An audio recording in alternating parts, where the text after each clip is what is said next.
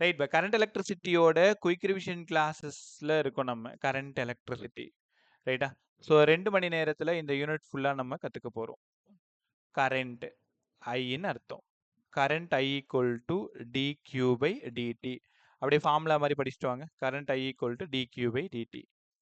அதே மாதிரி இந்த 2 லெசன் இந்த லெசன் நான் முடிச்சு கொடுத்தேன்னா நாளைக்குள்ளார சம்மெல்லாம் நீங்கள் கம்ப்ளீட் பண்ணிடணும். ஆலன் மாடல் மட்டும் ஃபாலோ பண்ணு, முடிஞ்சால் ஆகாஷ் மாடல் ஃபாலோ பண்ணுங்க. வேறு எதுவுமே வேணால் எல்லா மாடலும் அதில் கவர் ஆகிடும். சொல்யூஷனும் நானே கொடுக்குறேன்.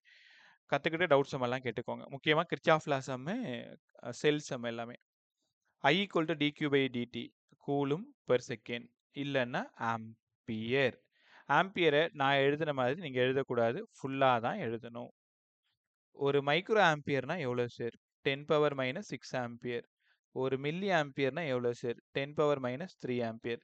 அப்போ இந்த மைக்ரோ, மில்லி, இந்த சைன் எல்லாம் நீங்கள் தெரிஞ்சுக்கணும். கரண்ட்டு ஸ்கேலாரா வெக்டாரா சார்? ஸ்கேலார். ஏண்டா scalar? It has a only magnitude. என் கூடவே அப்படியே படிச்சுக்கிட்டே வாங்க பா. இது ஒரு கிளாஸ் மாதிரி இல்லை, அப்படி ஒரு ரிவிஷன் கிளாஸ் மாதிரி. Magnitude scalar. It has a only magnitude. Current scalar. ஏன் இது வெக்டாரா இருக்கக்கூடாதான்னு உங்ககிட்ட கேட்டா நீங்க ஒரு வார்த்தை சொல்லணும். They do not obey. நான் என்ன எழுதி தரணும் அதான் உன் நோட்ஸ். They do not obey vector law of addition. Vector law of addition இது ஒபே பண்ணாது. ரைட்டா? உங்களுக்கு தெரியுமா ஒரு கண்டக்டர், இந்த கண்டக்டர்ல ஆப்சன்ஸ் ஆஃப் எலக்ட்ரிக் ஃபீல்டு கொடுக்காத பொழுது all the electrons are randomly oriented. உங்கள் கிளாஸில் டீச்சர் இல்லாத பொழுது நீங்கள் என்ன பண்ணுவீங்க? இங்கே ஓடுவீங்க, அங்கே ஓடுவீங்க, யார் சாப்பாடு டப்பாவை திறந்து பார்ப்பீங்க. நான் செஞ்சுருக்கேன், அதனால கேட்குறேன். எனக்கு காலையில் கிளாஸ்க்குள்ளார என்ட்ரு ஆனதும் எவன் என்ன எடுத்துகிட்டு வந்திருக்கான்னு பிரேக்குள்ளார திறந்து பார்த்துருவேன். அப்படி ஒரு தீனி பண்டாரும். பசங்க கோச்சிக்க மாட்டானுங்க, என் டப்பாவை அவன் எடுத்துப்பான்னு வச்சுக்கோங்க. ஒரு சொர்க்கம் 12வது வரைக்கும். அதுக்கப்புறம் பிஎஸ்சி எம்எஸ்சி விடும்போது கொஞ்சம் பெரிய பசங்க மெச்சூர் ஆகிடுச்சு. அதனால் அந்த தப்பெல்லாம் செய்யலை. இந்த காளியாங்குட்டித்தனமாக 10வது வரைக்கும் இருக்கும்பொழுது விளையாட்டுத்தனமாக என்னென்ன வேலையெல்லாம் பண்ணிகிட்டு இருந்தோம். Absence of electric field all the electrons are randomly oriented. இப்போ இந்த ரேண்டமாக எலக்ட்ரான் சுற்றி மூவ் ஆகிட்டு இருக்கும்பொழுது இதுக்குன்னு ஒரு ஸ்பீட் இருக்கும். அந்த ஸ்பீடு தான் ஆர்எம்எஸ் ஸ்பீடு. இந்த ஸ்பீடு √3 kT/m. எப்படி ஒரு பலூனில் கேஸ் மாலிகுல் இங்கேயும் அங்கேயும் ஓடிட்டு இருக்குமோ, எவ்வளோ ஸ்பீடில் ஓடிட்டு இருக்குமோ அவ்வளோ ஸ்பீடில் தான் இந்த எலக்ட்ரானும் ஓடிட்டு இருக்கும். அதனால தான் தெர்மோடைனமிக்ஸ் உள்ளே கொண்டு வரேன். √3 kT/m 10⁵ மீட்டர்/செகண்ட். ஒரு ஆப்சன்ஸ் ஆஃப் எலக்ட்ரிக் ஃபீல்டில் ஒரு சாதாரண கண்டக்டரில் எலக்ட்ரானோட ஸ்பீடு 10⁵ மீட்டர்/செகண்டாக இருக்கும். √3 kT/m இருக்கும். ரைட்டாப்பா? செஷன் முடிஞ்சதும் ஞாபகமாக கரண்ட் எலக்ட்ரிசிட்டியோட ரிட்டன் நோட்ஸ் வாங்கிக்கோ. கரண்ட் எலக்ட்ரிசிட்டியோட ப்ராப்ளம் பிடிஎஃப் ஆகாஷ் ஆலன் வாங்கிக்கோங்க. நான் மறந்து போயிட்டா அப்புறம் ப்ராக்டிஸ் பண்ண எதுவும் இருக்காது. Right by. அடுத்தது ஆப்சன்ஸ் ஆஃப் எலக்ட்ரிக் ஃபீல்டு சொல்லிட்டீங்க sir. Presence of electric field என்னங்க சார் நடக்கும்? ப்ரெசன்ஸ் ஆஃப் எலக்ட்ரிக் ஃபீல்ட்லாம் ஒன்றும் இல்லை, பேட்டரியோட கனெக்ட் பண்ணிங்கன்னா நீங்கள் எலக்ட்ரிக் ஃபீல்டு கொடுக்குறீங்கன்னு அர்த்தம். இங்கே இருக்கிற எலக்ட்ரான் எல்லாம் ஒரு டைரக்ஷனில் வேகமாக ஓட ஆரம்பிச்சிடும். எலக்ட்ரான் எல்லாம் ஒரு டைரக்ஷனில் வேகமாக ஓட ஆரம்பிச்சிடும். எலக்ட்ரான் எந்த பக்கம் ஓடுதோ அதுக்கு அகைன்ஸ்டாக கரண்ட் வரும். அப்போ என்னங்க சார் சொல்கிறது? டைரக்ஷன் ஆஃப் எலக்ட்ரானும் டைரக்ஷன் ஆஃப் கரண்ட்டும் ஆப்போசிட்டா? ஆமாம். அப்போது direction of conventional current is always opposite to the direction of flow of electrons. Direction of conventional current-ம் எலக்ட்ரானோட டைரக்ஷனும் ஆப்போசிட்ல இருக்கணும். நீங்கள் உணரணும். மூவிங் சார்ஜஸ் அண்ட் மேக்னெட்டிக் ஃபீல்டில் பெரிய சிக்கலாக இருக்கும். எலக்ட்ரான் நகருதான்னு சொல்லிடுவாங்க, ஆனால் நீங்கள் கரண்ட்டுக்கு தான் சம்ம போடணும். எலக்ட்ரான் எந்த பக்கம் போகுதோ அதுக்கு அகைன்ஸ்டாக தான் கரண்ட்டோட சம் போடணும். எலக்ட்ரான் எந்த பக்கம் போகுதோ அதுக்கு அகைன்ஸ்டாக தான் கரண்ட் வச்சு போடணும். சார் புரிஞ்சிருச்சு. அப்போது presence of electric field all the electrons are orient themselves in a definite direction. கற்றுக்கிட்டீங்களா? ஓகே. அடுத்தது ட்ரிஃப்ட் ஸ்பீடுன்னா என்னங்க சார்? இது ஒரு கண்டக்டர். இந்த கண்டக்டரில் ஒரு பேட்டரியை கனெக்ட் பண்ணியிருக்கேன். எலக்ட்ரான் எல்லாம் இந்த நெகட்டிவ் சார்ஜ் என்ன பண்ணுன்னா இங்கே போய் நின்றுக்கிட்டு எம்ஏன்னு ஒரு ஃபோர்ஸை கொடுத்து இந்த எலக்ட்ரான் எல்லாம் இப்படி துரத்தும். இந்த டைரக்ஷனில் போங்க, அந்த பக்கம் போங்க, அந்த பக்கம் போங்க அப்படின்னு துரத்தி விடும். ரைட்டா? இங்கே எலக்ட்ரிக் ஃபீல்டு இ, இங்க சார்ஜ் இருக்கு. அப்ப இங்க ஃபோர்ஸ் E தானே? எங்க படிச்சீங்க? எலக்ட்ரோஸ்டாட்டிக்ஸ்ல E equal to F by Q. E equal to இந்த லெசனை பொறுத்த வரைக்கும் Q தான் E. F equal to E. அப்ப ரெண்டு ஃபோர்ஸும் ஈக்குவல். இந்த ரெண்டு ஃபோர்ஸையும் ஒண்ணா ஈக்குவேட் பண்றீங்க. MA equal to EE. ரொம்ப முக்கியமான கேள்வி. Acceleration EE by MA. உங்களுக்கு தெரியுமா ஒரு கண்டக்டர்ல எலக்ட்ரான் எவ்வளவு ஆக்சலரேட் ஆகும்? எல்லாரும் இந்த ஃபார்முலா படிங்க. Formula number 2. A equal to E by M. இதை கண்டிப்பா சம் கேட்பாங்க. ஒரு கண்டக்டர்ல நான் இவ்வளவு எலக்ட்ரிக் ஃபீல்டு கொடுத்துருக்கேன், இவ்வளவு மாஸ் இருக்கிற எலக்ட்ரான், இவ்வளவு சார்ஜ் இருக்கிற எலக்ட்ரான் எவ்வளவு ஆக்சலரேட் ஆகும்? EE by M. இங்க இருந்து ட்ரிஃப்ட் வெலாசிட்டி வேணும்னா V equal to U plus AT. டீக்கு பதிலா இந்த லெசன்ல டவ். டீனா டைம், டவ்னா டைம். இந்த சிம்பிளோட பேரு டவ். டவ் கொலிஷன் டைம் இல்ல ரிலாக்ஸேஷன் டைம். Initial speed 0. அப்ப ட்ரிஃப்ட் வெலாசிட்டி பாருங்க, ஏக்கு பதிலா E by M டவ். எல்லாரும் அடுத்த ஃபார்முலா படிங்க. தேர்ட் ஃபார்முலா படிங்க. ஃபார்முலாவை கவனமா பார்த்துட்டீங்கனாலே கதையை முடிச்சிடலாம். Drift velocity VD equal to E by M into tau. Drift velocity E by M into tau. படிங்க ஃபர்ஸ்டா. Drift velocity E tau by M into E. ரைட்டா? ஸோ இந்த ஃபார்முலால இருந்து என்ன கத்துக்கிறீங்க? ட்ரிஃப்ட் வெலாசிட்டியும் எலக்ட்ரிக் ஃபீல்டும் டைரக்ட்லி ப்ரொபோர்ஷனல். ஒத்துக்கிறீங்களா? ட்ரிஃப்ட் வெலாசிட்டியும் எலக்ட்ரிக் ஃபீல்டும் டைரக்ட்லி ப்ரொபோர்ஷனல். பை இதில் ப்ராப்ளம் ஐடியா என்ன கேட்பாங்க? சரி, E1 electric field, drift velocity VD1. E2 electric ஃபீல்டாக இருந்தால் ட்ரிஃப்ட் வெலாசிட்டி என்னவா இருக்கும்? சார் அவங்க VD2 கேட்டிருக்காங்க. VD2 by V1 equal to E2 by E1. கற்றுக்கிட்டோமா? ட்ரிஃப்ட் வெலாசிட்டினா உன்னை தள்ளி விடுற வெலாசிட்டி. நீ முன்னாடி போயிட்டு இருக்க, உன் ஃப்ரெண்டு விளையாட்டுக்கு வந்து உன்னை வேகமாக தள்ளி விட்டான். தள்ளி விட்டது நீ ஓடிட்டு இருக்க. என்ன வெலாசிட்டியில் அவன் தள்ளி விட்டானோ அதான் ட்ரிஃப்ட் வெலாசிட்டி. அந்த நெகட்டிவ் சார்ஜ் போயிட்டு அந்த எலக்ட்ரானை தள்ளி விடுது. என்ன ஸ்பீட்ல ஓடுதோ அதான் ட்ரிஃப்ட் வெலாசிட்டி. கத்துக்கிட்டீங்களா? அப்ப ஃபார்முலா சார் புரியல பே. அந்த ரிலாக்ஸேஷன் டைம் பேஸ் பண்ண ஃபார்முலா வச்சுக்கோங்க சார், அது மட்டும். VD equal to E tau by M into E. E constant, tau constant, M constant. அதனால VD is proportional to E ன்னு சொன்னேன். இல்ல உனக்கு என்ன டவுட்? சார் டவுனா ரிலாக்ஸேஷன் டைம் தானே சார்? ஆமாம்பா, டவுனா ரிலாக்ஸேஷன் டைம், அப்படி இல்லைன்னா சக்சஸிவ் கொலிஷன் டைம். ஒரு எலக்ட்ரானும் இன்னொரு எலக்ட்ரானும் மோதிக்கக்கூடிய அந்த நேரம். The successive collision between two electrons. ஒரு எலக்ட்ரான் போய் இன்னொரு எலக்ட்ரான்ல மோதி இன்னொரு எலக்ட்ரான்ல மோதும் இந்த ஆவரேஜ் டைம் தான் அது.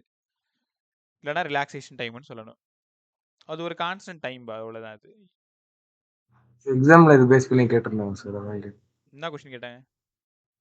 இது கரண்ட் டென்சிட்டி டிரைவ் பண்ண சொல்லி. Current density J equal to I by A. இன் ஐக்கு டர்ம்ஸ் ஆஃப் பதிலாக NaVDE by Aன்னு வரும். அடுத்தது NVDE. VDக்கு பதிலாக E tau by Mன்னு சப்ஸ்டியூட் பண்ணி கொண்டு வரணும். அடுத்த டாபிக் அதான் வரப்போகுது. எழுது நல்லா ஒழுங்கா. எழுதிட்டேன் சார். அதான் இதே எழுதி. Right bye. So drift velocity VD equal to E tau by M. ஓ, அது டவுனா கொலிஷன் டைம் என்ன கேட்டு ரிலாக்ஸேஷன் டைமான்னு கன்ஃபார்ம் பண்ணிக்கிற அப்படியா? அதான் கன்ஃபார்ம் பண்ணிக்கிறேன். அங்க பக்கத்துல E வந்து நான் எழுதல சார். நீங்க அந்த கேபிட்டல் E எழுதிருக்கீங்க. அடப்பாவி, அது மொபிலிட்டி ஆயிடுமாடா. Mobility equal to E tau by M தானடா. அதான் சார் எழுதிட்டேன். அடப்பாவி. சரி விடு, இப்போ போய் என்ன மாற்ற முடியும்? போனதை பற்றி கவலைப்பட்டுட்டு இருக்காதீங்க, வரப்போகிறத பற்றி என்ன பண்ணலான்றதை யோசிச்சுக்கலாம். இதுக்கு தான் படித்து படித்து சொல்லின்னு இருக்கிறேன் ஆரம்பத்துலேருந்து. எழுதி பாருங்க எழுதி பாருங்கன்ட்டு. இப்போ பார்த்தியா, இப்போ நைட்டு ஃபுல்லாக இதே திங்கிங் ஓடிட்டு இருக்கும். ஐயோ ஈய விட்டமே, ஐயோ ஈய விட்டமேன்ட்டு. சரிப்பா, அதை பற்றி யோசிச்சுட்டு இருக்காது. வரப்போகிற எக்ஸாமில் தப்பு பண்ணாத மாதிரி நம்ம பார்த்துக்கலாம். Drift velocity E tau by M into E. ரைட்டாக கற்றுக்கிட்டிங்களா? இதான் ட்ரிஃப்ட் வெலாசிட்டிக்கான ஃபார்முலா. பை இது எல்லாமே கான்ஸ்டன்ட். இந்த E tau by M into E ஃபுல்லாக கான்ஸ்டன்ட். ரைட்? என்னதான் தரவா படிச்சுட்டு போனாலும் சின்ன பசங்க நீங்க அங்க போய் ஏதாவது தப்பு பண்ண தான் செய்றீங்க. வரும்பொழுது தான் இப்படி வருத்தப்பட வேண்டியதா இருக்கு. அதனால தான் உங்களை அவேர் பண்ணிக்கிட்டே இருக்கேன். ஆனா சொல்லும் பொழுது அதை கேட்டு அதை ப்ராக்டிஸ் பண்ணிக்க மாட்டீங்க. இப்போ வெளியில வந்து வருத்தப்படும் பொழுது அந்த வருத்தத்தை எனக்கும் டிரான்ஸ்ஃபர் பண்ணிடுறீங்க. ஸோ அதனால உங்க கூட சேர்ந்து வருத்தப்படுற மாதிரி இருக்கு. என்ன பண்றதுன்னா, நேரா இருந்தால் கட்டி பிடிச்சி நான் எழுதிட்டு உட்காந்துருக்கலாம். இப்போ ஆப்போசிட்ல வேற எங்கேயோ இருக்கிறதுனால ஒன்றும் பண்ண முடியல. இப்போ ரைட், உன் சோகத்தை தனியாக நீ அனுபவிச்சுட்டே நான் இங்கே தனியாக அனுபவிச்சுக்கிறேன். ரைட் பா. மொபிலிட்டி. மொபிலிட்டினா என்னங்க சார்? மொபிலிட்டி மொபிலிட்டி என்ன drift velocity acquired per unit electric field. இது மியூன்னு கத்துக்கணும். ஒரு இ போட்டு வந்திருக்கலாம்டா. 1 மார்க் மிஸ் ஆயிடுச்சா? 2 மார்க்கா 3 மார்க்கா? 3 marks sir. 3 mark. 1 mark cut பண்ணணும். 2 மார்க் தான் வரும். சரி பார்த்துக்கலாம் விடு. Mobility VD by E. Mobility VD by E. Drift velocity acquired per unit electric field. அப்போ drift velocity acquired per unit electric field இங்க பாருங்க. VD equal to some constant into E. இந்த கான்ஸ்டன்ட் தான் மியூ. புரிஞ்சுக்க முடியுதா? இந்த mu தான் E tau by M. அப்போ வாட் இஸ் மொபிலிட்டின்னு கேட்டாங்கன்னா drift velocity acquired per unit electric field. Drift velocity acquired per unit electric field. சரி யூனிட் கற்றுக் கொடுங்க. drift velocity acquired per unit electric field. drift velocity தானே, metre per second. Electric field நேற்று கூட கற்றுக் கொடுத்தேன், volt per metre. Metre square மேலே போயிடுச்சா? Metre square S power -1 V power -1. யூனிட்டை ஒழுங்காக படிங்க. நான் வந்த காலத்தில் 2017 ஒரு நீட் கொஷின் யூனிட் ஆஃப் மொபிலிட்டின்னு கேட்டிருப்பாங்க. நாங்கள் கிளாஸில் சொல்லும்பொழுது டிவிஎஸ் கம்பெனி ஞாபகம் வச்சுக்கடா, அதே மாதிரி எம்விஎஸ் எழுதிடுறா, ஒரு ஸ்கொயர் போட்டு அதை 0 பண்ண என்ன பண்ணுவேன்? -1 போட்டுக்கோ. வேற வழி இல்லை, ஞாபகத்துக்காக சொல்கிறேன். ஆக்சுவலாக ஒரு டீச்சர் அப்படி சொல்லி கொடுக்கக்கூடாது. இப்போ இருக்கிற பசங்க அப்படி எதிர்பார்க்கறதுனால இப்படிலாம் பண்ண வேண்டியதாக இருக்குது. Mobility metre square V power -1 s power -1. ரைட்டாப்பா? ஓகே. மொபிலிட்டி ஒரு constant value. Mobility drift velocity acquired per unit electric field. அவ்வளோதான். படிச்சிங்களா? drift velocity வழக்கம் போல் E tau by M into Eன்னு கற்றுக்கணும். ரைட். அடுத்தது சார் கரண்ட்டை டெரைவ் பண்ணுங்க. கரண்ட். ஸோ உங்களுக்கு இப்போல்லாம் டெரிவேஷன் தேவைப்படாதனால நான் டேரெக்டாக கரண்ட்டோட ஈக்குவேஷன் எழுதுறேன். கவனமாக கவனிங்க. உங்கள் வீட்டில் ஒரு கண்டக்டர் இருக்குன்னு வச்சுக்கேன், ஒரு வயர் இருக்குது. இந்த வயர் வழியாக எலக்ட்ரான் இந்த பக்கம் ஓடி வந்துட்டு இருக்கு. எலக்ட்ரான் இந்த பக்கம் ஓடி வந்துட்டு இருக்குன்னா கரண்ட் அகைன்ஸ்டாக போயிட்டு இருக்கு. அந்த கரண்ட் எவ்வளோங்க சார்? NAVDE. படிங்க எல்லாருமே. இதுக்கு டெரிவேஷன் வேண்டாம் இப்போதைக்கு, டேரெக்டாக ஃபார்முலா பார்த்துக்கலாம். அதான் எல்லாரும் எல்லாம் முடிச்சிங்களே. I equal to NAVDE. படிங்க ஃபர்ஸ்ட் படிங்க. current flows through the conductor. I equal to NAVDE. current flows through the conductor. I equal to NAVDE. கற்றுக்கிட்டீங்களா? ஓகே.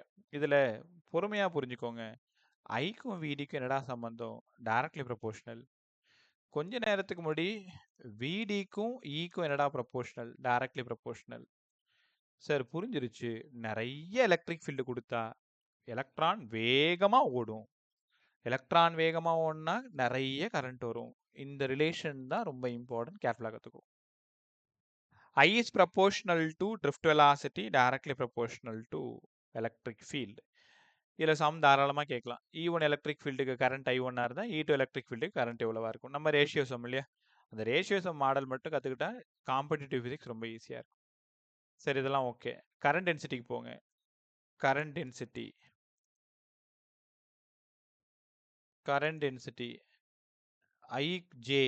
ஜேக்கு பதிலாக I/A. இது உங்களுக்கு பிடிக்கலன்னா charge flows per unit time through an unit area. Charge flows per unit time through an unit area. Charge flows per unit time through an unit area. Charge flows per unit time through an unit area. அந்த charge flows per unit time தான் current I. உங்களுக்கு தெரியுமா, நேற்று இந்த சொல்லல அவசரமா அடிச்சுட்டு போன நேற்று. Current density vector. என்ன சார் சொல்றீங்க? கரண்டே ஸ்கேலாரு, இன்னும் கரண்ட் டென்சிட்டி போய் வெக்டார்னு சொல்றீங்க. சின்ன பசங்க நீங்களே ஏமாத்துறீங்களா? Current density vector. ஏன்னா இங்க பாருங்களேன், இது ஒரு கண்டக்டர். இந்த கண்டக்டரில் எலக்ட்ரானோட டைரக்ஷன் இந்த பக்கம் இருந்தால் கரண்ட்டோட டைரக்ஷன் அவங்களுக்கு அகைன்ஸ்டாக இருக்கும். அப்போ current density is taken as perpendicular to the current density direction of current density taken as எங்கே எடுக்கணும் தெரியுமா?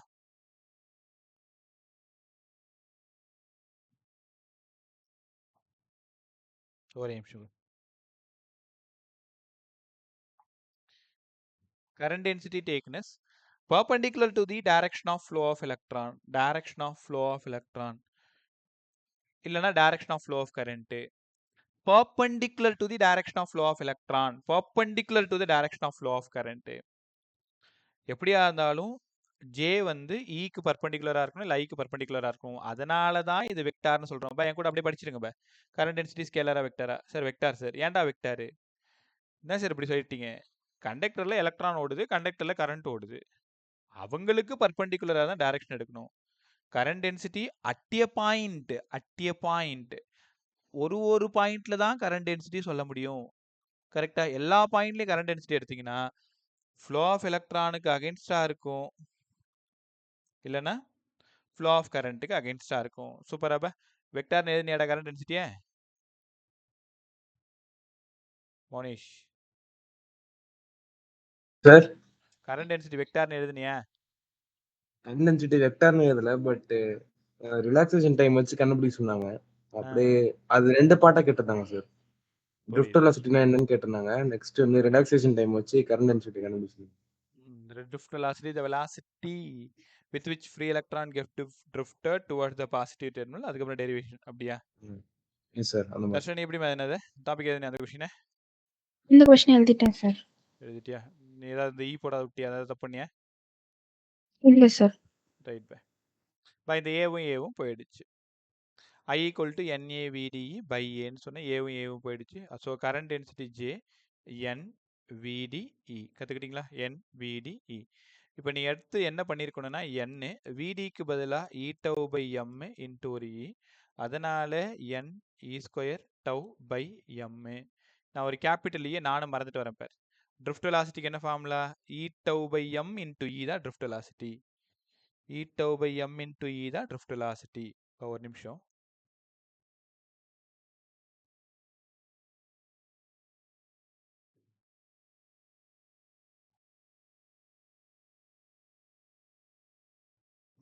ஒரு நிமிஷம் ஒரு சின்ன வேலை, ஒரு ரிப்போர்ட் ஒன்று, ஒரு ஜஸ்ட் ஒரு 30 செகண்ட் பார்த்துட்டு வந்துடுறேன்.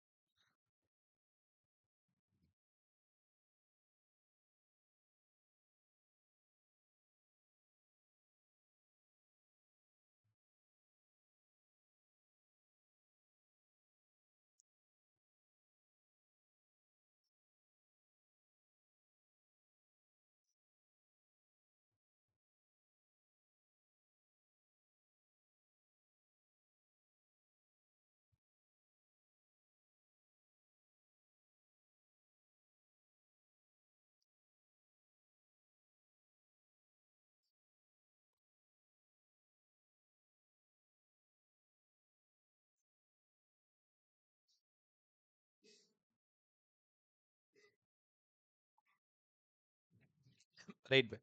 So J equal to NE square tau by M into E. ரைட்டா? இது வரைக்கும் நம்ம எடுத்துகிட்டு வந்திருக்கணும் கரண்ட் டென்சிட்டி. அதுக்கப்புறம் ஃபைனலாக J equal to சிக்மா ஈன்னு கொண்டு வந்திருக்கணும். சிக்மா யாரு பே? சிக்மா தான் conductivity. Conductivity. Sigma equal to J by E. இந்த J equal to sigma E தான் இது நான் மைக்ராஸ்கோபிக் ஓம்ஸ்லான்னு கற்றுக் கொடுத்தேன். J equal to sigma E microscopic Ohm's law. J equal to sigma E microscopic Ohm's law. இது வரைக்கும் அந்த கொஸ்டின் நம்ம எடுத்துட்டு வந்திருக்கணும். ரைட்டா? இந்த சிக்மாவுக்கு பதிலாக கண்டக்டிவிட்டி அப்படின்னாலே N E square tau by M A இது வரைக்கும் வரணும். எல்லாரும் படிச்சுக்கோங்க. இது கண்டக்டிவிட்டிக்கு அப்படியே ஒரு டைம் என்ன பண்ணியிருந்தாங்கன்னா எலக்ட்ரிக்கல் கண்டக்டிவிட்டியோட ஈக்குவேஷன் கொடுத்துட்டு நிறைய ஈக்குவேஷன் மாற்றி கேட்டிருந்தாங்க. N square E tau by M square இந்த மாதிரி இதை மாற்றி கேட்டிருந்தாங்க. அப்போ N E square tau by M A 45 கொஷினில் எழுதி வச்சுக்கோங்க. 30லிருந்து 35 தான் ப்ராப்ளமாக இருக்கும். மீதி 10 அதை சுற்றி இருக்கிற நம்பரில் கான்செப்ட் கொஷின் இருக்கும். அதாவது இந்த directly proportional, inversely proportional, increases, decreases, அந்த மாதிரி ஒரு 10 கேள்வி இருக்கும். நீ நினைக்கிற மாதிரி 45 உங்கள் சம்மா இருக்காது. கான்செப்ட்லேயும் ரொம்ப கவனமாக இருக்கணும், ஃபார்முலாஸ்லேயும் ரொம்ப கவனமாக இருக்கணும். வெறும் ப்ராப்ளம்னு ப்ராப்ளம் பின்னாடியே ஓடாத. ப்ராப்ளம் பின்னாடி ஓடனா 35 கொஷினை மட்டும் தான் பிடிச்சிட்டு வருவேன். தரவா படிச்சிங்கன்னா தான் 45 கொஷினை பிடிச்சிட்டு வருவீங்க. ரைட்டா? So current density sigma NE square tau by M, J equal to sigma E, இது எல்லாத்தையும் நம்ம கற்றுக்கிட்டோம் இல்லையா? அவ்வளோதான். ஸ்கேலார் வெக்டர்ன்றது எல்லாத்தையும் நம்ம பேசிட்டோம். அடுத்தது ஓம்ஸ்லா பேச போகிறோம். ஓம்ஸ்லால ஐ சொல்லுங்க sir. I equal to NA VDE. Sir NA VDக்கு பதிலாக E tau by M into E. Drift வெலாசிட்டிக்கு பதிலாக E tau by M into E. Already இப்போ தான் பார்த்தீங்க E. புதுசாக கற்றுக்கிற பசங்க ஏதாவது ஸ்ட்ரெயின் பண்ணிங்கன்னா என்கிட்ட சொல்லிடுங்க. கஷ்டமாக இருந்தால் சொல்லிடுங்க. NA E square E tau by M into E. ஈக்கு பதிலாக ஃபர்ஸ்ட் லெசனில் படிச்சிருக்கோம் dV by dx. அப்போ ஈக்கு பதிலாக வி பை எல். ஏன்னா இங்க லென்த் ஆஃப் அ கண்டக்டர் தெரியுதா? ஒரு கண்டக்டர்னா கண்டக்டரோட லென்த். அதனால NA E square tau by M. ஈக்கு பதிலா V பை L. கத்துக்கிட்டீங்களா? ஈக்கு பதிலா V பை L. இது யார் இது? I. உங்களுக்கு தெரியுமா இந்த NA E square tau by M into L இருக்குல்ல, அது எல்லாமே கான்ஸ்டன்ட்ன்றதுனால I equal to 1 by R 1 by R into வின்னு எழுதணும். ஸோ நீங்கள் தேடி வந்த Ohm's law V equal to IR. இதில் நீங்கள் ரொம்ப கவனமாக இருக்க வேண்டிய இடம் எது தெரியுமா? இந்த 1 பை ஆர். நான் திரும்ப எழுதி காட்டவா? இங்கே பாருங்க, அப்படியே ஒரு டைம் எழுதி பார்த்துக்கோ. 1 பை ஆர் வேணும்னா NA E square tau by M into L. அப்போ அவங்க என்ன கொஸ்டின் கேட்டிருந்தாங்கன்னா, ரெசிஸ்டன்ஸோட வேல்யூ சொல்லுங்க, ஈக்குவேஷனாக சொல்லுங்க, அப்படியே மாற்றி சொல்லுங்க. ML by NA E square tau. எத்தனை முறை வேணாலும் இது எழுதி பார்த்துக்கோ. இந்த சிக்மாவோட value NE square tau by M. விளையாடுத்தனலப்பா கண்டிப்பாக இதெல்லாம் கேட்பாங்க. ஐயோ இதெல்லாம் படிக்காத வந்துட்டமேன்னு ரொம்ப கஷ்டமா இருக்கும். So resistance of a conductor R. நீனா என்ன பண்ற? ML by NA E square tau. Resistance ML by NA E square tau. இங்கே NE square tau by M சிக்மாவோட வேல்யூ. பை இந்த ஆர் நல்லா படிச்சுக்கோங்க, சிக்மா நல்லா படிச்சுக்கோங்க. ஃபைனலாக நம்ம தேடி வந்தது Ohm's law V equal to IR. V equal to IR.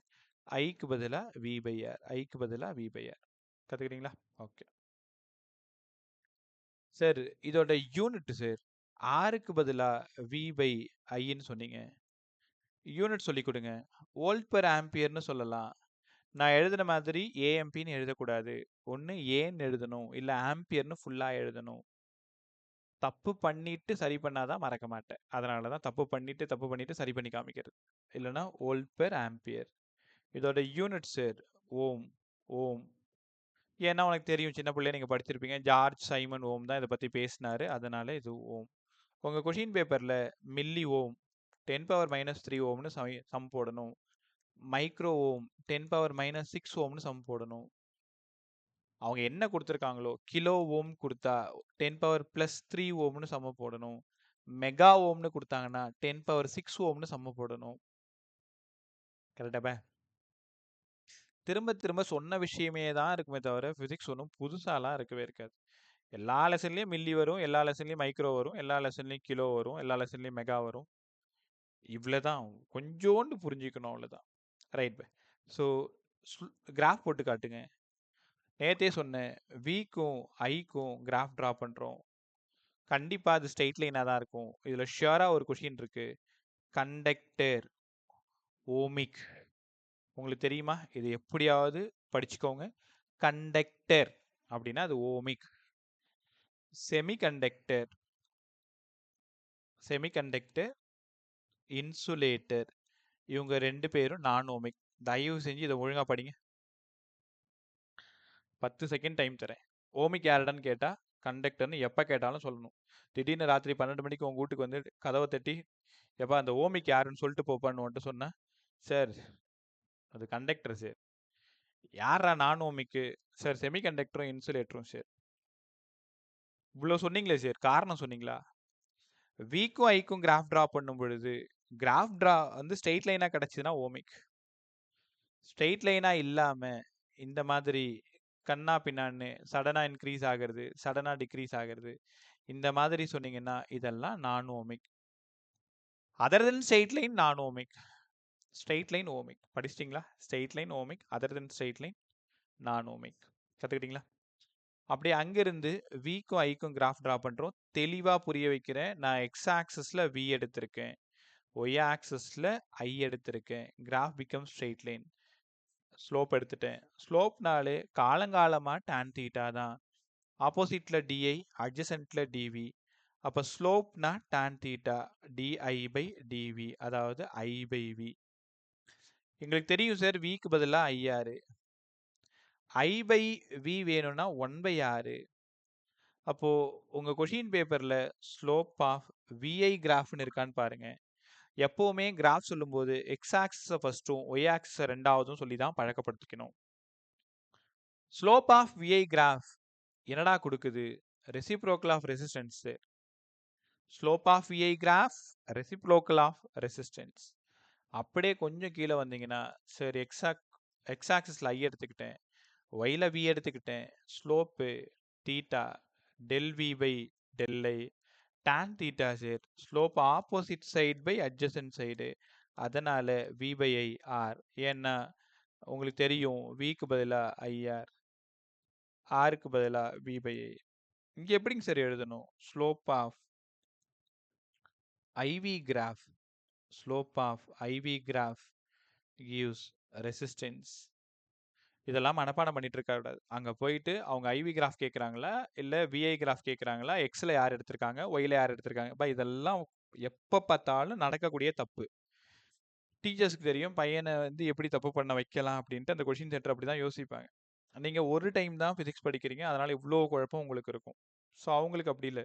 25 வருஷம் 30 வருஷம் இந்த ஃபீல்டில் இருக்கிறவங்க, அவங்களுக்கு பசங்களோட மென்டாலிட்டி மனநிலை அத்தனையும் தெரியும். எங்கே தப்பு பண்ணுவான், இந்த தப்பு பண்ண ஆப்ஷனை எங்கே தேடுவான், அது ஏலையோ பியில வச்சு சைக்காலஜிக்கலாக அதை எங்கே போய் ஷேட் பண்ணுவான், அத்தனையும் தெரியும். அது எல்லாத்தையும் உடைக்கிறது தான் நம்ம வேலையே. ரைட்டா? அவங்க என்ன வேணாலும் பண்ணட்டும், அவங்க எப்படி வேணாலும் சுற்றி சுற்றி கூட வைக்கட்டும், அவங்க என்ன பண்ணி வச்சிருக்காங்கன்றதை கூட நம்மளால் யோசிக்கிற முடிகிற அளவுக்கு ஃபிசிக்ஸ் கற்றுக்கணும். ஸோ ஓம்ஸ்லா வரைக்கும் பிரம்மா தான் படிச்சிட்டோமா? ஸோ அங்கேருந்து நம்ம போகிறது 6 முடிச்சிட்டோம். ஓகே, ஜி போகணும். யார் சார் ஜி? ஜினா கண்டக்டன்ஸ். கண்டக்டன்ஸ் இருங்க நாங்களே சொல்கிறோம். இந்த ரெசிஸ்டன்ஸுக்கு ரெசிப்ரோக்கல் எடுத்தால் அவன் கண்டக்டன்ஸு அதானே? அப்போது கண்டக்டன்ஸ் வேணும்னா 1 பை ரெசிஸ்டன்ஸு. யூனிட் என்னடா சார்? இது ஓமு. மேலே போச்சுன்னா ஓம் இன்வர்ஸு. ஓம் இன்வர்ஸ்னா தலைகீழ எழுதிக்கிறோம் சார், mho. Unit of conductance mho. Unit of conductance mho. Unit of resistance ohm. கற்றுக்கிட்டீங்களா? த ரெசிப்ரோக்கல் ஆஃப் ரெசிஸ்டன்ஸ், ரெசிஸ்டன்ஸோட தலைகீழி தான் கண்டக்டன்ஸ். சூப்பர். அப்போ அங்கேருந்து ரெசிஸ்டிவிட்டிக்குள்ளார போகிறோம். ரெசிஸ்டிவிட்டி. ரெசிஸ்டிவிட்டியோட இன்னொரு பேர் சொல்லுங்க சார். Specific resistance. முதல்ல அதை படிங்க. ஏன்னா குழப்பிக்கிற, யார் ரெசிஸ்டிவிட்டி யார் ரெசிஸ்டன்ஸ், இவனு ரெண்டு பேரும் ஒன்று தான். ரெசிஸ்டிவிட்டினாலும் ரெசிஸ்டன்ஸ், ஸ்பெசிஃபிக் ரெசிஸ்டன்ஸ்னாலும் ஒன்று தான். ஈஸியாக புரிய வைக்கவா? இது ஒரு கண்டக்டர். இந்த கண்டக்டரோட லென்த்து எல், இந்த கண்டக்டரோட ஏரியா ஏ. உங்களுக்கு தெரியுமா, நிறைய லென்த் இருந்தா நிறைய ரெசிஸ்டன்ஸ் இருக்கும், நிறைய ஏரியா இருந்தா கம்மியான ரெசிஸ்டன்ஸ் இருக்கும். ஸோ ஃபிசிக்ஸில் எப்படி சொல்லுவேன்? Resistance is directly proportional to length of a conductor. Resistance is inversely proportional to area of the conductor. Resistance is inversely proportional to area of the conductor. கற்றுக்கிட்டீங்களா? R is proportional to L, R is proportional to 1 by A. R is proportional to L, R is proportional to 1 by A. ரைட்டாப்பா? ஒரே நிமிஷம். Okay, ரெண்டுத்தையும் சேர்த்து எழுதுங்களேன். R equal to some constant into L by A. யார் sir அவன் constant? அவன் தான் rho. Rho தான் specific resistance. ஃபைனலாக நீங்கள் தேடி வந்தது rho. Rho equal to R A by L A. Rho equal to R A by L A. R A by L A. அவளை படிச்சுக்கோங்க.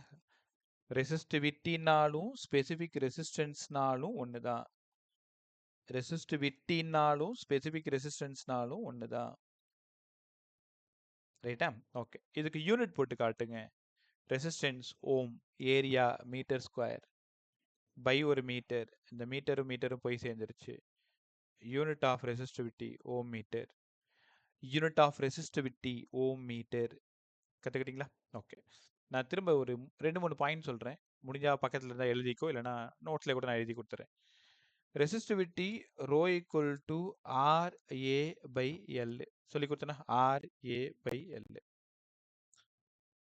உன்னை ஏமாத்துறதுக்கு area increases twice, find the new ரெசிஸ்டிவிட்டின்னு கேட்பாங்க. கொஞ்சம் கெஸ் பண்ணுங்க. ரெசிஸ்டிவிட்டி என்ன ஆகும்? Remains the same. Remain same. சூப்பராக சொன்னேன். L is increases twice. Find the new resistivity.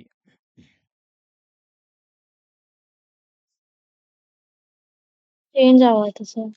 காரணம் என்னதான் ஏரியாவை சேஞ்ச் பண்ணாலும் லென்த்தை சேஞ்ச் பண்ணாலும் வால்யூம் மாறாது, வால்யூம் கான்ஸ்டன்ட். அப்போ resistivity is constant for same material. இந்த லைனை தான் நீங்க மறக்கவே கூடாது, இல்லை ஈஸியாக நம்மளை ஏமாற்றி விட்டுருவாங்க. Resistance is constant for same material, different for different material. அதாவது ரெசிஸ்டிவிட்டி மெட்டீரியலை தான் டிபெண்ட் பண்ணி இருக்குமே தவிர ஏரியாவையோ லென்த்தையோ டிபெண்ட் பண்ணி இருக்காது. காப்பரோட ரெசிஸ்டிவிட்டி 100, காப்பரை நீ இன்க்ரீஸ் பண்ணலாம், ஏரியாவை டிக்ரீஸ் பண்ணலாம், நீ என்ன வேணாலும் பண்ணலாம். ஆனால் காப்பரோட ரெசிஸ்டிவிட்டி என்ன ஆகாது, மாறாது. அதே காப்பரை தூக்கிட்டு அயனை உள்ள போட்டிங்கன்னா ரெசிஸ்டிவிட்டி மாறிடும். அப்போ resistivity is constant for same material, different for different material. கற்றுக்கிட்டீங்களா? ஓகே. அப்போது என்ன சார் ஃபைனலாக நாங்கள் கற்றுக்க வேண்டியது? Resistivity is independent of geometry of a conductor. ஷேப்போ, சைஸோ, வால்யூமோ, ஏரியாவோ இதை எதை பொறுத்தும் ரெசிஸ்டிவிட்டி மாறாது. Depends only nature. நேச்சர்னா அந்த மெட்டீரியலை பொறுத்து மாறும். காப்பராக இருந்தால் ஒன்று, அயனாக இருந்தால் வேற ஒன்று. அதே லென்த்து, பிரெத்து, வால்யூம் இதெல்லாம் சேஞ்ச் பண்ணும்போது ரெசிஸ்டிவிட்டி மாறாது. கற்றுக்கிட்டீங்களா? ஈஸியாக உங்களே ஏமாத்திடுவாங்க, பார்த்துக்குங்க. இந்த ரெசிஸ்டிவிட்டி டாபிக் நீங்கள் ரொம்ப நல்லா படிக்க வேண்டிய டாபிக் எல்லாருக்குமே. அடுத்தது சரி, இதோட யூனிட் சொல்லிட்டீங்க. யூனிட் ஆஃப் ரெசிஸ்டிவிட்டி ஓம் மீட்டர்னு சொன்னீங்க. அப்போ இவனுக்கு ஆப்போசிட்டாக ஒருத்தன் இருப்பானே சார், அவன் தான் சிக்மா. சிக்மா யாருப்பா? Conductivity. The reciprocal of resistivity called is conductivity 1/ஓம் மீட்டர். மேலே போச்சுன்னா ohm inverse metre inverse, ohm inverse ohm power -1 metre inverse. அப்போ ஓம் இன்வர்ஸ் மோன்னு எழுதுறோம், metre inverse m-1. So unit of conductivity mho m power -1, mho m power -1. கற்றுக்கிட்டீங்களா? இது வரைக்கும் புரிஞ்சிச்சா? ஓகே. அடுத்தது ஒரு ரெசிஸ்டன்ஸ் சம்மு. நான் சொல்கிற ஐடியாவை ஃபாலோ பண்ணுங்க. டெரிவேஷன் தேவைப்படாது, டக்குன்னு ஆனால் நீங்கள் சால்வ் பண்ணிடலாம். முதல்ல கொஷின் எப்படி கேட்பாங்கன்னு புரிஞ்சுக்கோங்க, அப்போ தான் உங்களால் ஆன்சர் சொல்ல முடியும். கேள்வி நம்பர் 1, மொத்தம் 6 கொஷின் சொல்லித்தரேன், ப்ராக்டிஸ் பண்ணிக்கோ. நான் என்ன எழுதி தரணும் அதான் உன் நோட்ஸு. திரும்பவும் சொல்கிறேன், இதில் என்ன இருக்கோ அதான் நோட்ஸு. நீ எந்த புக்கை வேணாலும் செக் பண்ணிக்கோ, எதுவுமே மிஸ் ஆகிருக்காது. நான் ப்ராப்ளம் சொல்லலை, concept. Length of the wire is increases by n times. Length of the wire is increases by n times. Find the new resistance. Length of the wire is increases by n times. New resistance. இதே கொஷின்ல length of the wire is increases by n times. Find the new resistivity ன்னு கேட்டா உங்களோட பதில் என்ன? Same sir. Same. இதே new ரெசிஸ்டன்ஸ்னா மாறுமா மாறாதா? Change ஆகும் sir. Change ஆகும். இங்க பாருங்க, R is proportional to L/A. கற்றுக்கிட்டீங்களா? ஐடியாவை புரிஞ்சுக்கோங்க. முடிஞ்சா யாருக்காவது நைட்டு உட்காந்து கற்றுக்கொடு. ரைட்டா? ஒன்று அம்மா ஃப்ரீயாக இருப்பாங்க, இல்லை அப்பா ஃப்ரீயாக இருப்பாங்க, இல்லை கூட பிறந்தது ஏதாவது ஒன்று ஃப்ரீயாக இருக்கும், அதை உட்கார வச்சு இது சொல்லி கொடுத்துரு. அப்படி கற்றுக்கலாம். R is proportional to L/A. இங்கே மேலே ஒரு லென்த்தால் மல்டிப்ளை பண்ணி கீழே ஒரு லென்த்தால் டிவைட் பண்ணுறேன். So R is proportional to L² by volume. ஒத்துக்கிறீங்களா? இப்போ ஏன் வால்யூம்க்கு நீங்கள் கன்வெர்ட் பண்ணீங்க? அப்போ தான் அது கான்ஸ்டண்ட்டாக மாறும், வால்யூம் மாறாது. அப்போ R is proportional to L². New resistance கேட்டாங்க, R dash.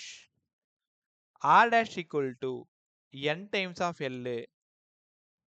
R L. உங்களுக்கு புரியுதா? n டைம் அதிகமாகுது. அப்போ n டைம் அதிகமாகுதுன்னு அர்த்தம் L டேஷுக்கு பதிலாக n into L. அப்போ ரெண்டுத்தையும் டிவைட் பண்ணுங்க. New resistance by old resistance n² L² by L² போயிடுச்சு. உங்களுக்கு தெரியுமா நியூ ரெசிஸ்டன்ஸ் வேணும்னா n square times of old resistance. r dash equal to n square r. r dash equal to n square r. அப்படியே இந்த formula முறைச்சி பார்த்துனேரு. உங்களுக்கு குரூப்பில் ஒரு surprise இருக்கு பாருங்க. ஒரே நிமிஷம் இருங்க. இந்த ஃபார்முலா மட்டும் பார்த்துட்டே இருங்க. ஒரே நிமிஷம்.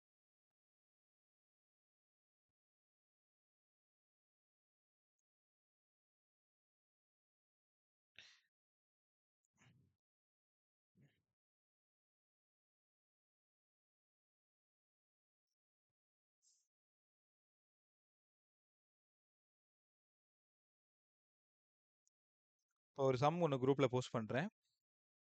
Sum number 11.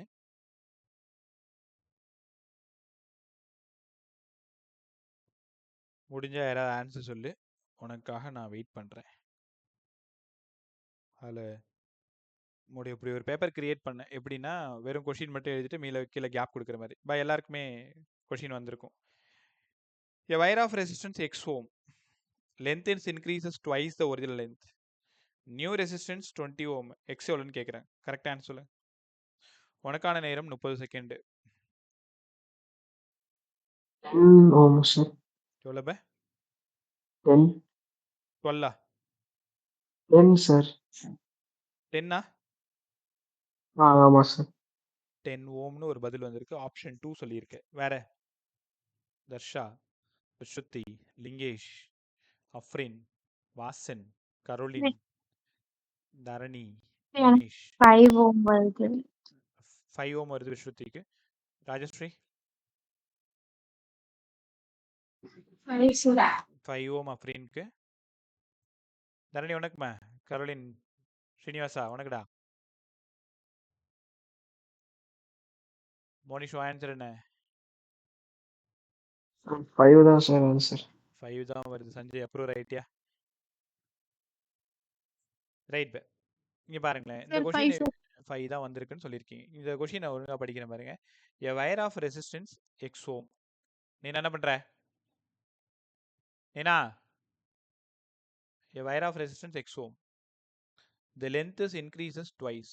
Length is increases twice. அப்போ r dash equal to n square r. என்ன பண்ணன்னு கேட்டேன். ஓகே. n is n வந்து 12 2 time increases by 2 time. New resistance என்ன? r dash வந்து 20 ஓமா. r dash வந்து 20 ஓமா.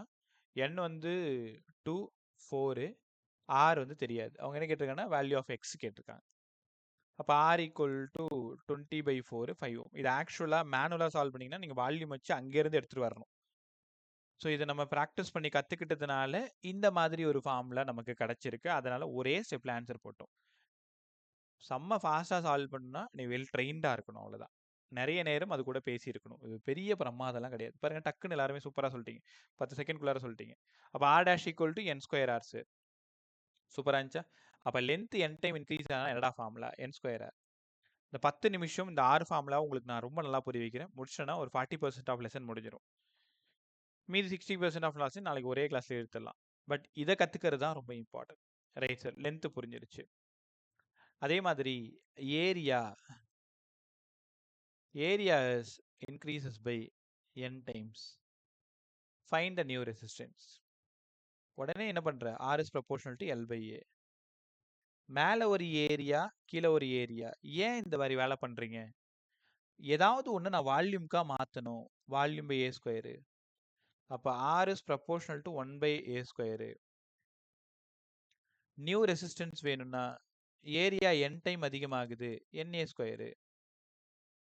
அப்போ r dash by r divide பண்ணிங்கன்னா 10 நிமிஷம் தான் time. r dash by r 1 by n square. அப்போ r dash equal to r by n square.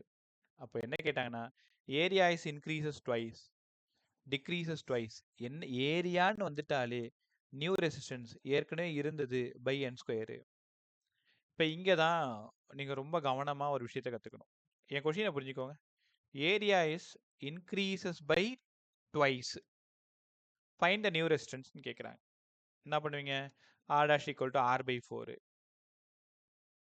Option வந்துடும். ஆனால் இந்த r by 4 அங்கே இருக்காது.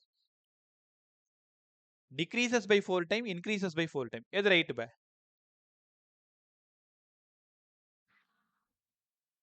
Decreases by 4 times. ஏன் decreases by 4 time?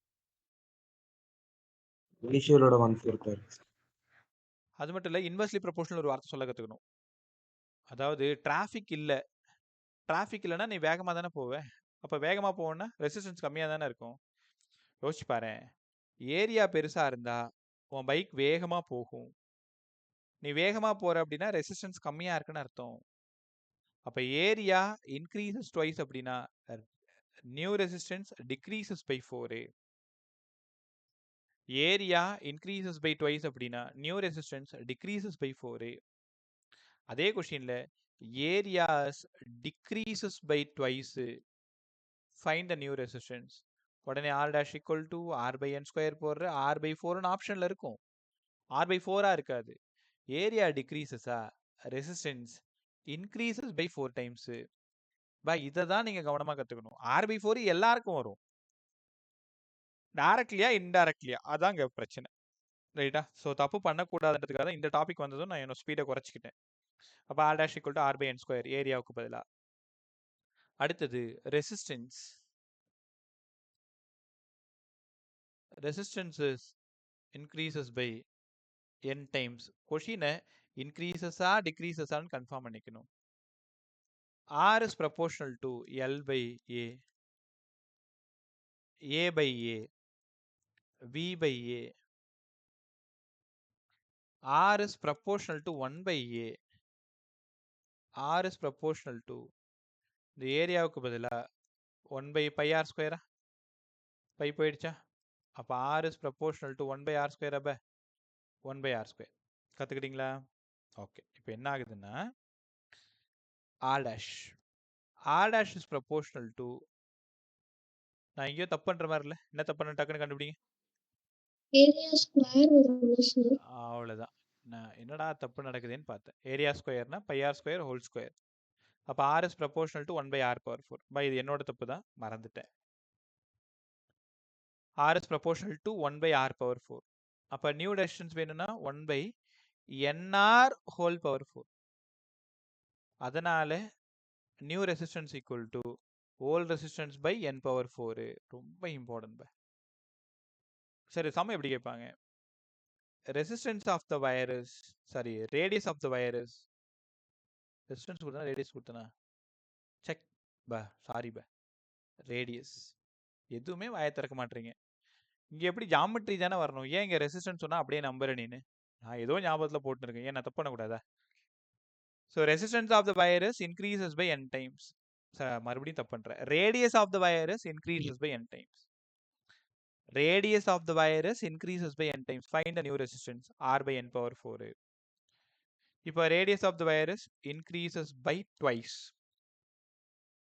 Find the new resistance கேட்டாங்கன்னா R dash equal to R by n power 4, R by 2 power 4, R by 16. ரொம்ப முக்கியமாக சொல்லணும், இங்கே increases by அப்போ new resistance decreases by 16 time, decreases by 16 time. ரைட்டா? So 3 formula சொல்லிடுவேன் நான். First length formula. Length is increases, area is increases or decreases, radius increases or decreases. எந்த புக்லையும் நீ தேன்னா கிடைக்காது. புக்கில் மேனுவலாக சால்வ் பண்ணியிருப்பாங்க, வால்யூம் வச்சு சால்வ் பண்ணியிருப்பாங்க. ரைட்டா? இது ஏதோ ஒரு புண்ணியமாக அப்போ கற்றுக் கொடுத்துட்டு போனார். R dash equal to n square r. இங்கே R dash equal to R by n square. R dash equal to R by n power 4.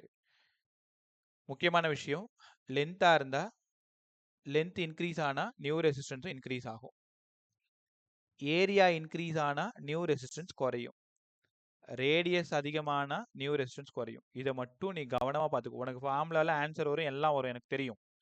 இன்க்ரீசஸா டிக்ரீசஸா tick பண்ணுறது தான் உன் புத்திசாலித்தனம். எக்ஸாம் முடிச்சு வந்து ஐயோ தப்பு பண்ணிட்டேன் அப்படிலாம் ஃபீல் பண்ணக்கூடாது. ரைட்டாக கற்றுக்கிட்டீங்களா? ஓகே, அடுத்தது இப்போ இந்த ஸ்ட்ரெச்டு சம் போட போகிறோம். இப்போ லாஸ்ட்டாக ஒரு 5 நிமிஷம் மட்டும். எ வயர் இஸ் ஸ்ட்ரெச்டு. ஸ்ட்ரெச்டுனா பிடிச்சி இழுக்கிறது இல்லை, அப்படியே ஸ்ட்ரெச் பண்ணுறீங்க. பை 1% கேட்கலாம், 2% கேட்கலாம், 3% கேட்கலாம், 4% கேட்கலாம். 5% வரைக்கும் கேட்டாதான் இந்த ஃபார்முலாவை நீங்கள் யூஸ் பண்ணணும்.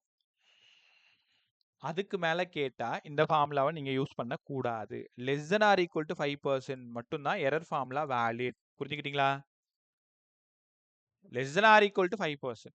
ஒன்று 5% கேட்கலாம், இல்லை 5% கம்மியாக கேட்கலாம். அப்போ மட்டும்தான் அந்த ஃபார்முலா வேலிட். கொஞ்ச நேரத்துக்கு முன்னாடி R is proportional to L ஸ்கொயர்னு சொன்னா,